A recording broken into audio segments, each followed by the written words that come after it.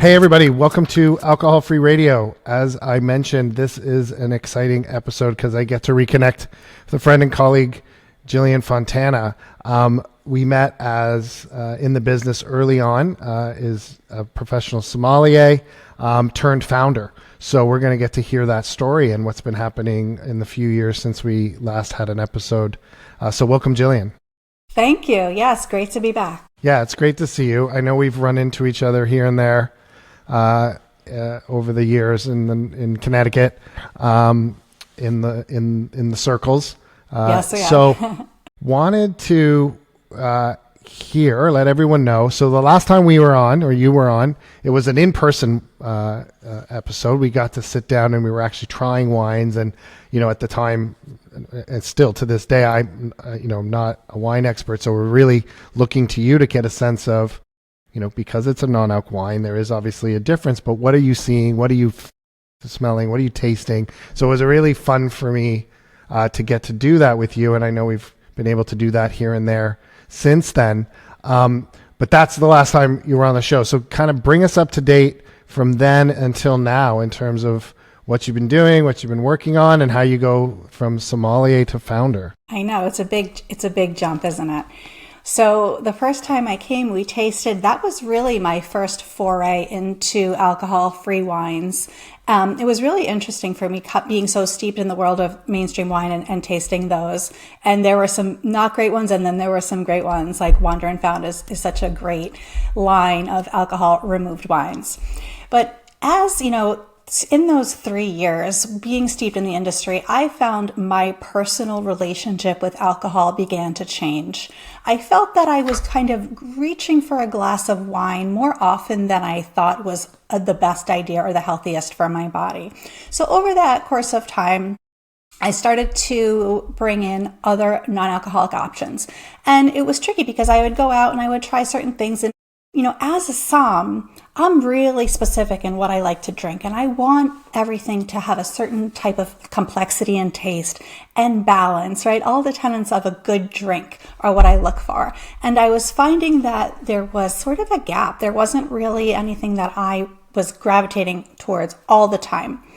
And so in this journey of stepping back from alcohol, really just embracing more moderation in my life, I started to make some things in my kitchen. So I was thinking about, okay, what makes a good drink? Well, you need some acidity, right? Like especially a glass of wine, you need some nice bright acidity, but it can't be all acidity. You need like a touch of sweetness there just to bring balance. Mm-hmm. And then you want like layers of flavor and complexity and interest. Maybe not all fruit, but maybe bringing in other elements to make sort of a complete beverage. So in my kitchen and, also trying out different herbs and different flavors, I started concocting things at home that were like really suitable as an alternative. And I ended up, sharing with friends and family, and people really enjoyed them. And so I decided this is the time I'm going to actually create this, formulate it the right way with professionals, wow, and bring this product to market. Currently I am not launched yet. We're looking at about 2026 launch. But yeah, we're formulating, we're getting there. All the fun creative stuff is happening right now. Wow. So is it too early to tell us a bit more about the brand and kind of the format? Not at all. Okay. So the name of the product is Mod Elixirs. And I can break that down for you. So mod really encompasses a lot of things. The most important point is the moderation aspect of it. For me as a somm, I still love my craft. I'm still passionate about wine, but I've just really scaled back. So I'm more thoughtful and balanced about how I approach having a glass of wine or a cocktail. Mod also is a little bit of a nod to one of my favorite fashion moments, which is, the 60s mod, okay, right? I just always have loved that era in terms of stylistically, so that too. But I also use mod because I want to encapsulate the idea that this is a drink for the modern drinker, the person who is really wellness conscious and mindful about what they're putting in their body and what they're consuming, and someone who cares about clean ingredients. And someone maybe wants a little bit extra function with that beverage as well. So, a drink for the modern person, for the modern drinker. Elixir, I just found it was a great word because the base of this drink is something called an oxymel. So oxymel is an ancient medicinal medium, and it was always vinegar and honey.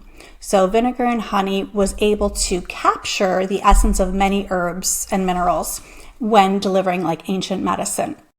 And it just so happens to taste really good in the correct proportions when it's flavored properly and diluted properly. So this is an elixir. It's something that's actually going to add rather than take away, as alcohol does. So Mod Elixirs is the name. Okay, I love it. And can I take from that, I'm thinking of, there's another brand in the market called Curious Elixirs, which is, and I think what they would fall into the category, they're not trying to be a mocktail. They're not a non-alc version of an alcohol drink. Is that true for yours as well? This is a kind of a unique blend or unique concoction? That's correct. I'm not trying to, be wine or a cocktail or a mocktail. This is really its own thing, and it really hasn't been done in this capacity before anything that I have found on the market. That's awesome. And what's your sense of, and I know it's still early days and you're not live yet, do you have an idea around where you see it focusing? Is this something to be enjoyed at home? Do you think restaurants and other on-trade locations would be interested in it? How do you expect, or how do you even now yourself experience the drink, or where do you see your customer sitting? Right. So as you know, I have background working in hospitality, so restaurants and high-end restaurants in particular. So I really see it as a dual focus. So the first one would be direct to consumer, and not necessarily direct from me, but to consumer, whether that be e-commerce or in retail. And the reason for that is you're not always out, and sometimes you want something at home, but you don't really have something at home that kind of fits the bill, and this is going to do that. And then the other prong of that is, restaurants and bars that are, and what I like about my drink is really all you have to do is add club soda. Now you can certainly add an NA spirit of choice or a spirit of choice if you're going to have that drink. So if you're out at a bar restaurant, sometimes the bar staff doesn't have an amazing alcohol-free cocktail list, and if they don't have to with this product, you can actually just add your club soda and have a full complete beverage that you can hand off to anybody who's looking for something that doesn't have alcohol. But what you can also do is get creative with it. And so you can, if you do carry a line of alcohol-free spirits or regular spirits even, the bar staff can kind of get creative and play around with it. And also, sometimes I go out on a Saturday and I want to have one alcoholic drink, but I don't want to have 5, right? So you can actually take a Mod Elixir, mix one of the flavors with rum or bourbon or vodka or whatever. There's different flavors which we can get into, which would have appropriate pairings. Have one with the spirit and then have one without. And you maintain the same consistency of flavor profile throughout the experience, but you just don't have the alcohol. So I kind of like the flexibility that we're giving people with that. Yeah, I think that's interesting and also important. I know, as we know, the customer, the consumer here is usually moderating and drinking some, as opposed to abstaining totally. And this gives people the flexibility to kind of dose it, for lack of a better word, wherever they want on that spectrum. I kind of feel like there's a recipe book somewhere in here, given that you were doing this in your kitchen and you're already talking about its versatility, whether it's with whiskey or rum or whatever. So that sounds kind of exciting. And I know people might be really looking to you to say, okay, well, how do you like to enjoy Mod Elixirs? Right. Yeah, I see that in the future as well. And that was certainly in the back of my mind as I was creating these. Primarily, I was creating them just for myself in the beginning. And okay, let me come up with some flavor categories that I look to when I'm having either, and this actually is true for wine and for cocktails, but sort of categories of flavor. So I'll start to introduce the flavors that we have developing so far. And the names are fluid at this point because Jillian can't make a decision. But well, Jillian has time. Jillian's time. So there's one which is sort of a dark and layered and complex flavor base. Now, as I had mentioned, vinegar and honey, we're using apple cider vinegar and honey in all of the formulations. However, this one also uses an aged balsamic vinegar to give a lot of depth, right, and to kind of darkness. So we're using the balsamic, we're going to have a bit of dates, and then we're sort of blending some warm spices and some orange and vanilla. Now, please don't take notes here because, this is a secret recipe. Secret recipe. No, but I want to give the audience an idea of like what these are going to taste like. So this is our dark and rich and layered flavor with spices and complexity. It's something to think on. Then we have sort of the opposite. We have a light and bright. So we have citrus, lime, lemon, orange, pink peppercorn, because you need a little bit of heat in there too. And pink peppercorn is amazing because it also has a fruitiness to it, which I just love on its own. So we're bringing that in. And we're also using Damiana, which is an herb. It's a yellow, like a tropical yellow plant, which does give a little bit of flavor, but it's really an herb for sort of calming the nervous system. But also the flavors are light, bright, and a little bit of heat there. So that's sort of another kind of area of flavor when you're not in the mood for something darker, but something fresh and light. And then we have something sort of in the middle. So that is an elderberry and elderflower based flavor. So you have your dark berry fruit flavors, and we have a little hit of lemon and ginger. Again, ginger for just a little heat and a little citrus to balance everything out. So that's more like your fruit forward flavor base where, we can relate all of these to, cocktails and to wine as well. So they sort of fill 3 different buckets at this point. Okay, so you're looking at probably 3 at this point in terms of 3 right now. Yeah. Space. Okay, great. I want to switch gears a bit and go back to your other side, your sommelier side.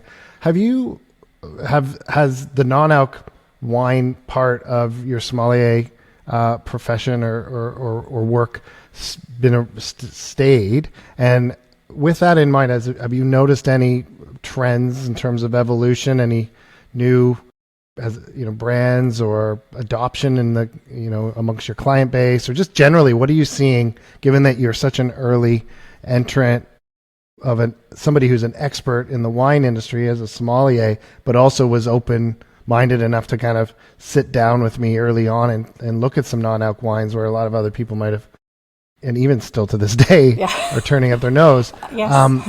Not that it hasn't changed, because it has, but it's still, I think, at the beginning. What have you seen, if anything, in terms of having that unique kind of point of view? I have seen a tremendous shift in consumers' desires and taste, really. So as a person, I still continue to do wine tasting. So as I had mentioned, I was working in hospitality, but I had my own wine events company. So I'm still out there all the time talking to people who enjoy quality wine and really enjoy the experience of wine in particular. And I like to test the water. So I'll mention that, oh, by the way, if anyone in your group doesn't drink alcohol, we can have some great options. I always plug the Wander and Found because I love them so much. So we always are offering other options to the entire group. But when I say that, it always sparks something. And what I find is there's like a few different camps. There's people sort of in my age range that are feeling that they just can't drink alcohol like they used to. That's sort of like the number one thing I hear. And that's probably because the people I work with are around my age, a little bit older than me. So they're just saying my body can't do it anymore. But then also I talk to, skewing a bit younger than me, and they just like don't even want to partake, or they have like 1 or 2 glasses and then they want to switch to something else. Okay. And people are extremely open. They're experimental. But they don't know what to drink. They don't know what to buy. Okay. And so they ask me all the time, like, well, what do you like, right? Because obviously, I have some experience with tasting. So I feel that, there's a huge openness. I find people initially want a straight substitution for wine. Okay. And then after they may try some wines, and then they will start going into other territory, whether it be like a curious, where it's sort of curious elixirs, where like it's its own thing. And there's really good products on the market. So aside from mine, which is coming, there's still more coming. And I think, now there are a lot constant. leaving the market too, but I think that's a flight to quality as the industry has matured, which includes what you're working on with that, like people with the background experience like you have. Okay, so that's interesting. What about on the trade side? So, like you said, you come from hospitality. You have a lot more. I've done, a few run-ins in terms of restaurants and talking about it. I'll tell you our experience first, and then Okay. get your thoughts. So, Okay. we do a lot of work with off-trade, which that's back, to your point. It's consumer. The consumer's making the decision and making the purchase. When it comes to on-trade and restaurants, I still find. It's funny because I would have thought that's the easiest sell, because if someone's going to come to a restaurant and they've already decided not to drink, so for the restaurant owner, you're not losing a wine sale. This person's already not buying the wine. You're actually upselling a free water to a $8 glass of wine. It's just non-alc. So for me, that was like, this is an easy sell. I've actually found the restaurant business amongst all our channels of sales for non-alc wines and ready to drinks and what have you, the hardest channel. The hardest to convince. And of course, there are examples where somebody might have leaned in, but like take New York City, for example. And I was, talking to, food editors who work with restaurants and know all the restaurants in the city. They can only, less like one or two that actually have a reasonable non-alc wine selection. Like I found it still has not really cracked the restaurant business, hospitality. I see that. I see some, I see that. I don't know what the percentage split is, right? But from where I'm going, most of the time they still don't have a alcohol-free list or non-alc list. Now, I actually brought this up to a restaurant owner recently that I have a good relationship with. And I said, hey, I noticed you guys don't have like a non-alcoholic list on the website. And I said, you guys have something? They said, no. Well, he didn't know the answer actually, but then he looked into it. Yeah. And he said, he was like, no, but if somebody comes in and asks, the bar staff is happy to like concoct something for them. I'm like, well, and I said, you are losing money. Like this is a huge opportunity that you're missing, because there is something to be said about having a well thought out list that someone can look at, make a decision on like what suits them. And then guess what? They want to go somewhere out to eat, and they know that you have a list that's going to accommodate, and they're going to have a nice drink with their delicious food that you also serve. They're going to come back because they know you offer that. So, that's a huge point. But I think like it's, there's just sort of a lack of awareness. And I think that sometimes it can just be resistance to the new, or I don't know, like looking like you're jumping on a trend or something. I don't know. I think I do see a change, however, and when I do go to a place that has an actual thought out list, especially for like the mocktails, I mean, they're coming up with some amazing things right now. So yeah, I mean, and there are some, I think it's like you said, the bartenders will do it. I don't think if you would then talk to the bartender, they don't like doing it, because usually they're doing it kind of off to the side, and they probably don't get the same tip, especially if it's not priced on the menu. So and to the extent that we see it at all, we're seeing it in mocktails. So they'll have a mocktail, and maybe some restaurants will have enough product, spirit alternatives, and mocktails ready to pour so they can just pop and go. So if somebody wants a non-alc gin and tonic, you're done. So the bartender's happy, the customer's happy. But having what we call that a mirror menu, basically take your beverage menu and try to come up with a non-alc version of that. That would be the fully mature, or even a subset. So the first area we see is mixed drinks. But when it comes to, and then even before that, beer. Okay. But even then, it's usually one. They have one beer, even in beer, which is the most mature of the non-alc, it's one. Yeah. So, and then when you come to wine, you're talking single digit percentage restaurants. And even then some do, like the Gramercy Tavern, and these are like well-run establishments, leaders. Yeah. So, but they are few and far between. Right. For wine especially. I think that with wine, there's a couple of things to consider. Number one, as you know, because it doesn't have alcohol, it is limited once you open the bottle. And restaurants do have a fear that you're going to maybe serve one and that's it. However, there's so many companies who are doing single serve portions right now, and that is the perfect antidote to this problem for restaurants. And even when I was in restaurants, a lot of times we would do single serving sparkling wine, Prosecco or whatnot, just to not have to throw things out. It was a little more expensive initially. You didn't have quite the margin, but it was certainly better than dumping. Yeah, we do that either canned. Excuse. It's funny because we know this from our in-store sales, because when we talk to our liquor accounts, they were like, no, wine in a can, that doesn't sell. But non-alc wine in a can actually does sell because of that point. And then also 375 milliliter. So for everybody, a standard wine bottle is 750 milliliters. So half bottles. They also disproportionately sell with non-alc for the same reasons you're saying, because people are tending not to buy for a larger group of people. Right. Or it's for and they don't want to, and they don't know if they're going to like it maybe. So it's like a lower That's true. Lower right? price point for on-ramp, because, I would say, I don't know what the percentage is. I always say only 95% of the U.S. population still probably hasn't even tried outside of Welch's grape juice or something, hasn't tried a non-alc, a real non-alc wine. So when they're still on-ramping, and when you're on-ramping, you're like, you're a critical consumer. You're evaluating this, and you're right. That price point, we already know because we see debates. We even like Dan, our CEO, is on, and we've seen some debates in the world of non-alc. The non-alc community likes to, and I appreciate and respect the point, but it's actually hard to make a non-alc drink. It's expensive. Yes. But the consumer has a preconceived payload that if it doesn't have alcohol, which in brackets, I'm not going to get a buzz, I expect to pay less, not more. Right. Yeah. And the industry is kind of like, well, pound the table. It's like, well, you don't understand. Let me explain. The customer doesn't care. So you've got to make that on-ramp palatable to the consumer. And one way is smaller portions there's a really interesting, I'm going to forget the name. There's a wine in a can. They serve it on United Airlines. And I know the founder, but that was the format. I forget the name the name of the brand speaks to the fact that it's a smaller format.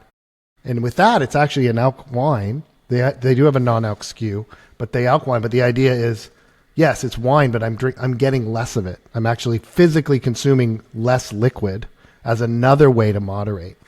So kind of people are coming at this problem or opportunity, as you described it, in a variety of different, from a variety of different directions. Right. Well, I am excited for Mod Elixirs, and I am definitely going to want to hear how things play out for the second half of the year as you go into 2026. For people that are interested and would like to hear about what's going on, even if there's not a website up or anything like that, is there a way to get on a mailing list, or how do they stay in touch with you if they want to hear more? Yeah, absolutely. So the website is being designed. It will be modelixirs.com. Fortunate to have gotten that. Yeah.